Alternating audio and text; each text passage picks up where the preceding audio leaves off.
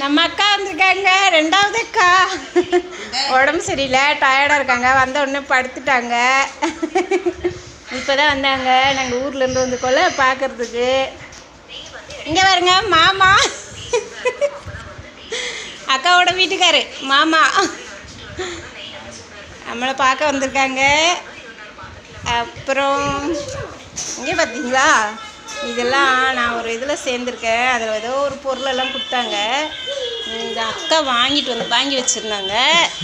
இப்போ அதை கொண்டு வந்திருக்காங்க. நான் வந்திருக்கேனேன்ட்டு கொடுக்கறதுக்காக.